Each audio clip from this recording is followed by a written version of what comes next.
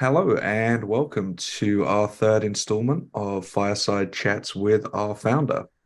Today, we are going to be discussing the impact of macroeconomics in reshaping global supply chain trends. And joining us today is Phil Levy, the chief economist over at Flexport. Great to be with you. Great to have you. And joining us as always is Shalabh Singhal, CEO and co-founder of Trademo. Hey Nick, hi Phil, happy to be here. And myself, I am Nick Greiff. I am one of the enterprise team leads over at Trademo, and I will be moderating our debate today. So we'll kick things off with our first question. We're going to put this out to both Phil and Shalabh. What were some of the contributing factors to increased tensions across global supply chains recently? If I can start off on this, Sure. yeah, I think you had multiple factors, but the one that I would point out as the biggest was the incredible and unprecedented surge in demand for goods. That it was not at all what we expected with the shock, like the COVID shock, when you saw really sharp contractions across world economies. The normal thought is, okay, people are buying less, right? Usually when you have a very sharp recession, income goes down, people spend less across the board. We saw that initially, that lasted for a short time period, but then we saw people turn to the consumption of goods. And if you look at US numbers, it was a really dramatic increase. So forget the dip. If you just compare where the US was in February of 2020 with where it was, it had completely regained those consumption levels for durable and non-durable goods within a few months. And by the time you got about 12 or 14 months out, by the spring of 21, durable goods consumption in the US was up something like 35%. So even if people had seen that coming, that would have been really hard to adapt to. But of course, it wrong-footed people in the industry and logistics, because with the downturn, you had slowly declining trade heading into this shock. And then the thought was, oh no, now it's going to accelerate. Now we're going to have a glut of capacity. So you had people starting to trim back blank sailings, blank strings and the like. And then all of a sudden you're behind. Lots and lots of goods. People want lots and lots of goods. And so to me, that was the fundamental driving macroeconomic thing that put enormous strains on supply chains. And the one other thing I'll add on this was, if you looked for a long period leading up to the pandemic and even farther back, the ratio in which people consume goods and services stayed fairly constant. What we then saw during the pandemic, that ratio shifted, and it shifted notably. Most economies are sort of more heavily services than they are goods in consumption. That stayed true, but not as true, and that contributed to this big boom in goods demand. Yeah, no, I think I'll completely agree with what Phil said. There was a massive change in the consumer purchasing behavior, which was kind of unprecedented. But also what kind of, I think, further escalated this situation is obviously COVID, which caused shortage of workers in those production facilities where these goods have to be manufactured. So you have a very strong demand and unprecedented kind of demand for specific goods also, right? So obviously the demand was not uniform across all the kind of different product categories. For the goods which we can utilize at our homes or to keep us connected, obviously they were in high demand. And then you have these shortage of workers due to COVID. But I think the more underlying reason, which I believe is the cause, is the way supply chains evolved over last couple of decades. We never built it for resilience. I think we just built it for just in time and kind of efficiency. So there was no slack actually to go wrong or to have all these demand supply chain equilibrium to be reset at these levels, right? And we face this in not just in production, but also in kind of logistics, right? And it's all kind of very complex network of the global supply chains, deep tier supply chains, as well as the logistic processes which kind of created a entire bullwhip effect. Just to add another point, like as Phil also said, like when the pandemic started, the environment was very gloomy and no one had real kind of insight into how the consumer demand is going to shape up, and they actually curtailed their orders, which happened a lot in the semiconductor industry.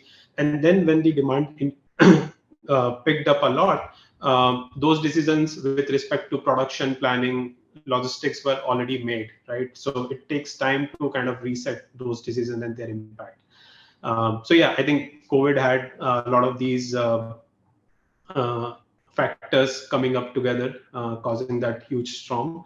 But I think since COVID also, like Phil, you might further add to it. But I think even post COVID, when we kind of things stabilized, at least on the pandemic front, there have been regular set of disruptions which kind of continued.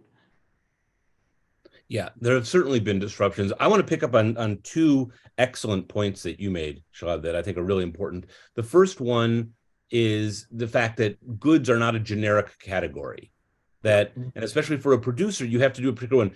Some things less about trade, but just to illustrate the point, when we saw shortages of things like toilet paper or eggs, that was often because it's just a different kind of roll that you make for an office building than you make for home use. Or, the 50 egg trays that you send to a restaurant are not the, cartons of a dozen that you send to a grocery store. And it just takes time to adjust those things. So I think that was a very big deal, that just the ability to shift. And I think that coupled with the point that you touched on just now, which is there is this bit where people have expectations and they have to invest, and it takes a while for investments to pay off. Yep. And the challenge on this is there's been tremendous uncertainty throughout in terms of when we're in this post-COVID or mid-COVID era, how long does that last? How long will people keep wanting these things? And in particular, for any given business, there's the question, if I make an investment and it takes 9 months, 12 months, 18 months to sort of bring things online, will the demand still be there when I get everything online? And will it remain there long enough that I get a return on my investment? And so I think that was a good part of where, given the uncertainty, you had some companies tried this and got wrong-footed by it. Other companies held back, and then there was a question of, well, why wasn't there a supply response? And it was, some of them explicitly noted, because we're afraid that by the time this stuff comes online, nobody's going to be wanting this huge amount of home toilet paper anymore. They'll be back in office buildings. So I think, to me, that's been one of the real fundamental challenges, and both of them capture how hard it is to make switches for an unspecified time period to meet sort of dramatically changing demand. Yeah. And just to kind of sum it up, I would say that the way supply chains have been designed, they were largely designed for efficiency. And the kind of world we are in, where we see geopolitical events, we see climatic events, we saw like the rarest of rare pandemic. We need a lot of diversification in our sourcing strategy, in our logistics strategy, how we think about our supplier base. That any such kind of event can be mitigated more effectively, which was definitely not there, or like most of the organizations, I think, were not thinking that way earlier. Excellent, guys. Some very salient points there, certainly. And, this dovetails very nicely into our next question, particularly, with the eggs example you provided for us, Phil, there. So what would you say, or sorry, how significant would you say were changing consumer preferences to that existing supply chain infrastructure? Yeah, to me, that is the majority of what happened. It's the biggest story. It is certainly true that throughout the supply chain, there were shocks where it was workers who got sick, things that didn't function. But I think that changing the demand and the changes in preferences, this is something we tracked at Flexport, because I was trying to actually figure out what was sort of really distinct. We all knew you could just sense.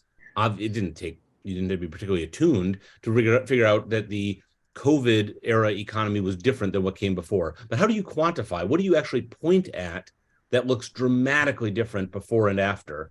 And a thing that we've tracked with our post-COVID indicator is exactly this ratio of goods consumption to services consumption. If you look pre-COVID, it is a very, very flat, boring graph because the ratio basically stays the same. If you might have consumption go up or down, but the goods and the services category would move in tandem. And this was not purely a US thing. When we looked at OECD numbers, I think 23 out of 25 economies we looked at had a bit of this sharp move towards consuming goods. It's not especially difficult to figure out why, right? If we think about what is services consumption, you might go to a concert, you might travel, you might go to a restaurant or a show, and all of those things became much more difficult to do during COVID. Therefore, what could you do? You could sit home and order something online, which a lot of people did. And we even then, you saw in the numbers, there was a shift towards e-commerce and away from sort of standard Main Street retail, which put its own strains on supply chains, since the warehousing for that and the supply for that can be different as well. So to me, it's those shifting preferences that were the principal, not the only, but the principal source of the strain. Absolutely. Couldn't agree with you more there. Having to, refit your whole distribution network when you've, traditionally been catering to, the industrial sectors to now, scale that down for individual consumers. Obviously, takes time, takes investment, as you said, to roll out. Excellent. Next question goes over to Shalabh. Were government actions and existing policies a catalyst for some of this increased strain that we've seen across global supply chains? I believe that when it comes to global supply chains, any action, whether it is or basically any what Phil talked about consumer preferences, definitely have consequences on global supply chains. But at the same time, like any action or any taken by any major government, like let's say US or China, right? They have huge implications on the global supply chains. And I can talk about a few examples, right? So, for example, during COVID era, a lot of federal support was provided for the economically weaker sections and otherwise also, right?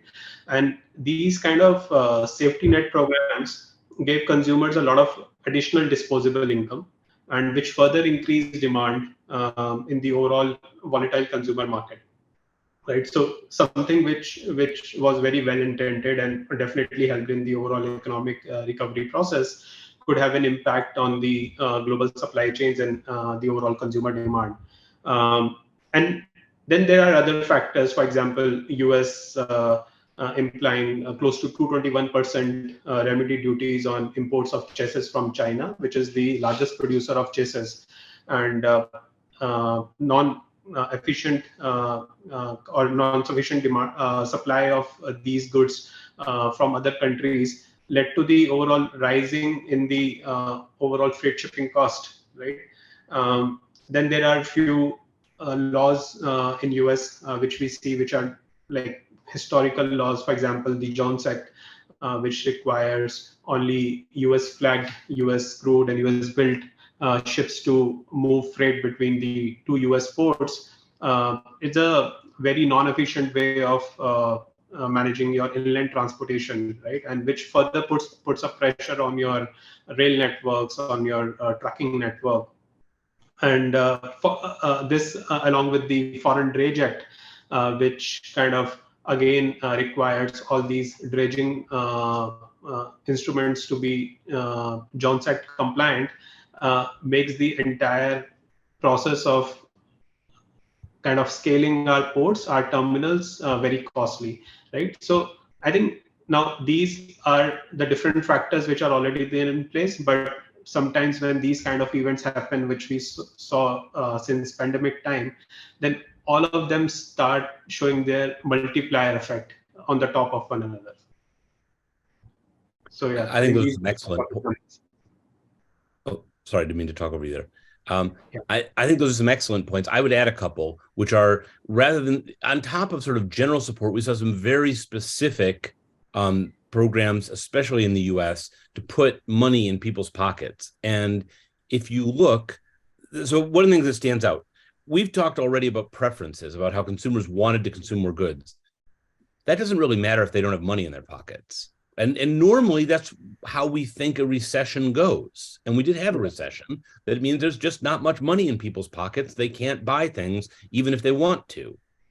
If you look at the income statistics for the US, personal income never went down from the pre-pandemic era. That there was enough money distributed and put out that this allowed people to follow those preferences and to buy those goods. That there was money put in pockets. And in fact, a couple of the key programs like the CARES Act and the American Recovery Program, when those checks went out, you see spikes in demand that match very, very closely in terms of timing. Perhaps to the consternation of economists who think that people ought to spread these things out. They didn't that much, or they did some. There was a lot of saving that went on, which is part of why we've had continuing demand. The other thing I will note on this, again, what fosters demand is monetary policy. That we had some very aggressive monetary policies with, negative real interest rates, sometimes negative nominal interest rates. If you look at Europe, for example, I believe Japan was there as well. And then in the US and also in Europe, rapid expansion of central bank balance sheets. In the US is from, I think, about 4 trillion to nearly 9 trillion. So what does that do? It makes it a lot cheaper to consume today than it is to consume tomorrow. It should accelerate spending. That's the whole point of these things. So you had both fiscal and monetary policy pushing very hard with the intent, the stated intent of counteracting a big downturn. But the effect was to channel this into those preferences for goods and put pressure on supply chains. Yep. And then kind of, I think all this high consumer demand putting up inflationary pressure on everything that we are consuming. Yep. Awesome. Great stuff, guys.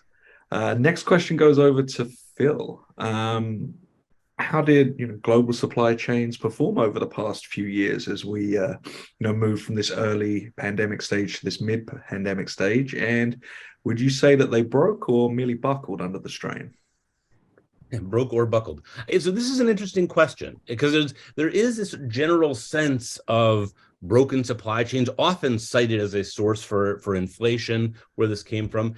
And I guess the question is, if we're going to give supply chains a grade, what were reasonable expectations for supply chain performance? That Shalabh has talked about how there wasn't the sort of extra capacity built in, and he's right that there wasn't. But this is always a challenge in any business where you have costly capital.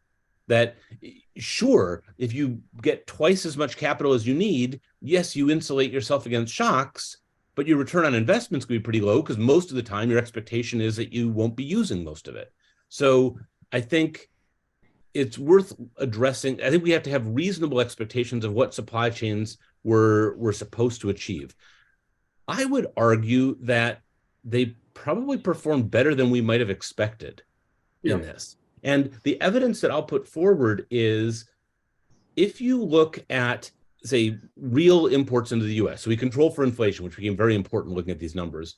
For the first couple of years of the pandemic, US real imports went up by something like 6% a year, which was a substantially faster pace than they had been going. I think they've been shrinking pre-pandemic. So you were actually seeing more stuff delivered. That stuff delivered through ocean ports, air, and trucking and the like.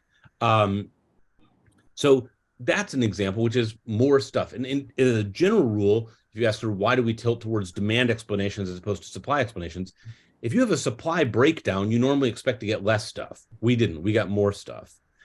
And if you look at the overall consumption figures, where 14 months after the onset, you had durable goods consumption up something like 35%. You had non-durable goods consumption up like 15 to 20%. That's more stuff being delivered and more stuff being consumed. Was it all the stuff people could have wished for? No, it wasn't. And that's why we saw some of the strains. That's why we saw prices go up. And somebody, I won't take credit for it, described the experience in supply chains as the never-ending peak season. that you have something where you build capacity for that hardest time of year, maybe the fourth quarter as you're trying to stock shelves, and instead it went on for a year and a half or more. So there were stresses and strains. You certainly did see some buckling where you saw, long waits at ports and people not able to get goods, to stock their shelves at the pace they wanted. But if you look at the aggregate measure, a lot more stuff got through the system, which I think in terms of what a reasonable grade might be, that probably qualifies as doing decently. Yeah. So just to add on what Phil said, I think to the kind of event that we face, and given that no one can actually expect this, the way overall global supply chains kind of adapted to it. And I've actually seen on-ground examples how some of these manufacturing facilities, which were producing good A till day one, like on day two, they actually started putting up something completely different, right? To serve a adjoining industry, adjoining product, right? Which was the kind of need of that hour. And I think somewhere how the world moved forward from this pandemic, I think global supply chains have a big role to kind of play over there. But yes, if we look this question from the perspective of, let's say, even in today's context, like, are there problems due to global supply chains? Is there a food crisis? Is there energy crisis? Is there semiconductor kind of availability crisis? So yes, it's there. And it's somewhere leading to inflation. It's somewhere leading to lost revenues for big organizations. So we cannot say that like global supply chains have been completely resilient, right? But yes, they have been able to adapt. They have been at least able to meet very basic requirements of consumers at large. I like very much what Shalabh said, and I'd like to but it brings to mind, I think, one of the challenges in public discussions of, has the global supply chain worked? Which is, you've got a whole bunch of different things going on that often end up under that same umbrella and can sometimes be confusing. In fact, even if we talk about supply chains, Shalabh mentioned energy, largely a separate supply chain from, say, commodities, which travel in and then which is separate from containers. Right. So some stuff, and each of them has their own issues, and each of them has had things affecting this. So, for example, what is your liquid natural gas capacity? That's very different from what is your port capacity or what are your, sourcing decisions. And then even as you get to the semiconductor question, which has been a very important and salient one, I think that may be less of a supply chain issue than it is a forecasting issue, where, for example, in the automobile sector, they saw a downturn coming and cut orders for chips, and chips are just not something you can decide overnight. I'm going to expand capacity, and by next week I'll get you a large order. So if you get off of somebody's order book and their order book fills, you have a problem. Is that a supply chain failure? I don't think it qualifies. It certainly leaves a frustrated customer, no doubt, but I don't think that would have been normally our expectation. It gets back to that question of, do we reasonably expect that we'll have so much excess capacity sitting around that any surge in demand can be met? And if we decide that, that's a very expensive thing to do. Yeah, tough decisions, and certainly glad I'm not making them, that's for sure. Awesome. And I guess, coming around full circle, this one to you, Shalabh. In the face of another looming global recession, what would you say is the strength of the current global supply chain, and where would you say some of the vulnerabilities may lie? So I think from a critical angle, the way I see it, and in today's time, there are a lot of vulnerabilities, and not just because of global recession, but I would say all the other developments which are happening in parallel, right? So I would say the first is the overall Russia-Ukraine conflict, right? And as we know, Russia and Ukraine together contribute most of the production of wheat, barley, and flour oil, right, and to the world. And this has led to the actual food crisis, which kind of I've also experienced in multiple countries, that we could also look at from our own data, and the other impact of this crisis is definitely on the energy side, where the entire Europe is kind of facing the heat, and like from the restricted energies supply to or natural gas supplies to Europe. And I think this is going to have multiple consequences on the global supply chains. Again, obviously they have to cut down on their production capacities in the environment where there's not enough energies, right? The second, I think, vulnerability, which I believe, where 2022 has been a great example, which is again not related to recession, is the overall weather changes, right? So I think 2022 was a year which had record heat levels, droughts, fires, right? So this is going to continue in 2023.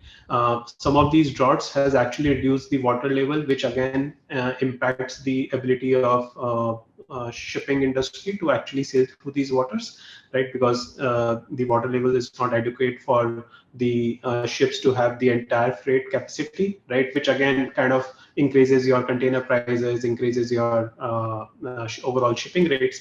But at the same time, like again, leading to lesser efficiency in the global supply chains and more vulnerabilities, and like something which organizations need to plan for how they want to distribute their sourcing strategy, their warehousing or storage capacities also globally. Then third is definitely, I think, recession. So if the kind of recession we hear, like, and if it's of the kind of a similar scale, it could lead to certain supply vulnerabilities, payment defaults, bankruptcies, right? Which is going to lead to fewer players. So we are talking about diversification, but at the same time, there's going to be pressure on the overall supplier ecosystem also because of this recession. And I think the last is like some of these recent developments which are, or recent laws or policies which came into 2022. I think their entire impact is going to be seen in 2023. So one I would like to talk about is the Uyghur Forced Labor Prevention Act, which basically says that any product which is being manufactured or mined in Xinjiang region of China is effectively a product of forced labor, right? And then US has named certain entities from where you cannot source. But when we do a closer inspection of this particular issue, we find that there are millions of entities which are directly or indirectly procuring from this region, because it's not direct import which is happening from that region. This particular region produces a lot of cotton, a lot of other goods which goes into deep tier supply chain network and then are being imported to US. And I think it's suspected that Europe will pass a certain law. So though this is, I think, something which is needed from the overall ESG standpoint, social standpoint, but there are going to be implications on global supply chains, which are going to be felt in 2023. So yeah, I think these are a couple of points I can think about, which are vulnerabilities right now.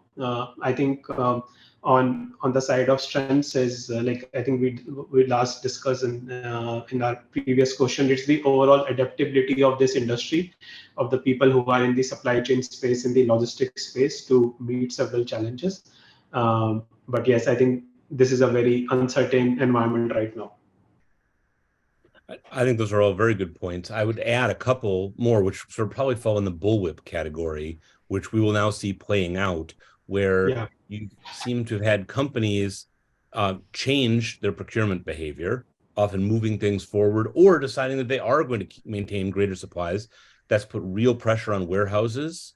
We've seen, inventory to sales numbers, especially if you exclude autos, go up substantially. Remains to be seen how much of that actually sells off in the fourth quarter. Something to watch. But I think that's a challenge going forward, and it's a broader challenge of, to the extent that companies adapted to the new world, does that new world stay, or do they get caught out with, say, excess inventories or with sort of supply plans which are no longer well suited to a changing environment.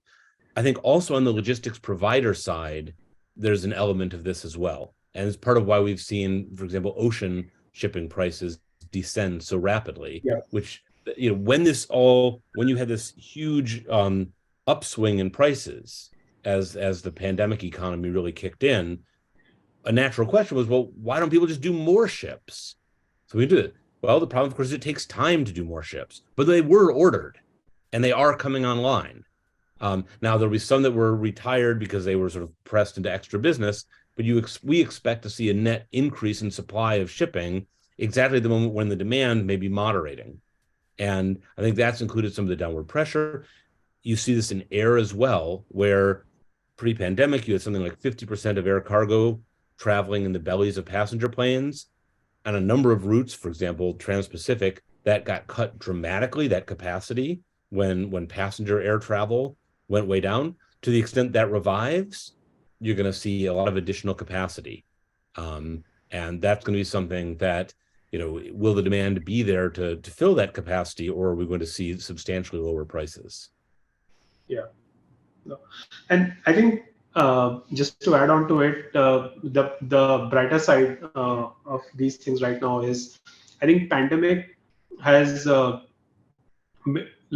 that point that how to think about supply chains in general. Like, it's a complex network, and you have to really think it about like how you think about networks, where one thing can have far-fetched impact on a lot of other nodes. So one thing which is good right now is that the organizations are actually thinking about the second order, third order impacts of a lot of things, and they are being discussed. And unlike earlier, it is not being assumed that supply chains will just function as always, right? So people are thinking how they can break. Even governments are, for example, US did a analysis of their overall supply chains, asked a lot of organizations to do the critical analysis. So thinking about some basic things like food, thinking about some obviously very basic supplies, like obviously in the case of US, we saw there was a lack of toilet paper in those times. So thinking about such basic supplies, even like pharmacy, and putting in adequate infrastructure or kind of efficiency to or inventories to have that. I think that's the right side of building some kind of slack or some kind of efficiency in your overall supply chain. Yeah, I think you guys covered a lot of ground there, and nothing happens in a vacuum. These are one rolls into the other, and there's certainly correlations between some of these external factors that we're looking at. And I think just to speak about it at a high level, a lot of companies have learned that unfortunate lesson from the pandemic of hedging the wrong side of the bet, and really trying to establish what is that Goldilocks point. And where does it fall on that threshold of, if we get this wrong, if we get this right, where's the exposure? Yep. Great stuff, guys. And that brings us to our final question of the day. And we'll send this over to Shalabh first, and we'll give you the final word, Phil. What actions can those in the supply chain industry take to be more proactive rather than reactive in the face of these ongoing and compounding challenges? I think, and like we talk with different organizations all day, and like as you would have seen in a lot of these discussions, for last 1 year that I'm seeing the nature of the discussions have changed a lot. So now people are not just thinking about procurement; they are thinking about ESG. So people are thinking much in advance with respect to some of the challenges that they are going to face. They are thinking about diversification a lot more. They are thinking about how to make sure that the consumer gets a good in time through a network of different facilities. So I think from those aspects, I am kind of positive with respect to the overall trend in the industry, with regards to the overall awareness about these things. All right, I will offer a three-pronged strategy. And let me just say up front, if it sounds like I'm talking my book, it's because I am. So what does one do in this uncertain world? First thing I would say, stay informed. That if you're, nothing's going to make it easy to deal with sort of rapid changes and all this, but the sooner you learn about a change and the more you know about what's happening, the better. So we at Flexport try to sort of provide information at flexport.com/research. We have a bunch of indicators and forecasts meant to help, at least at the margins. Second, I think there's a real question. Second, I'll put it in the broad category of insurance, but I don't literally mean insurance. I mean taking actions just in case. So what, and here I put in this category, do you add an additional source of supply? Do you build up larger inventories, right? Do you have, more lead time? All of those things impose a cost, but they protect you against a potential shock.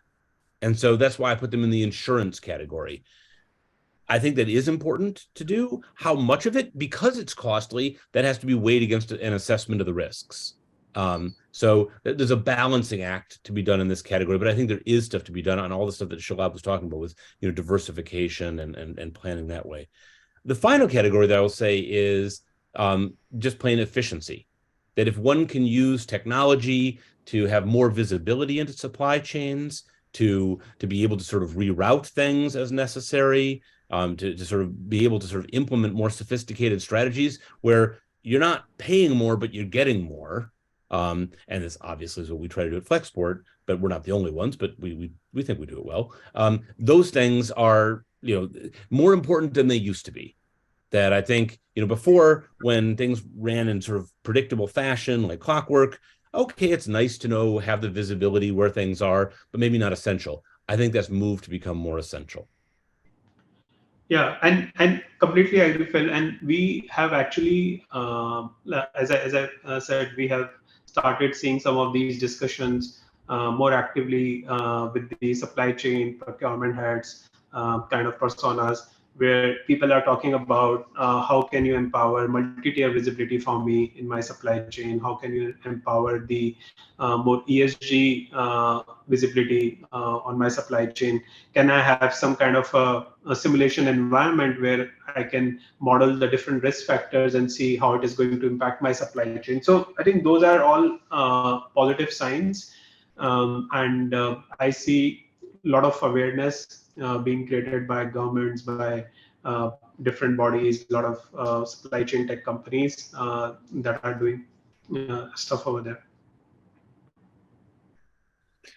Awesome. A lot of, stuff to unpack there, and certainly, great food for thought for anyone that's watching this today. We'd obviously like to thank Phil for sharing his insights and spending some time with us.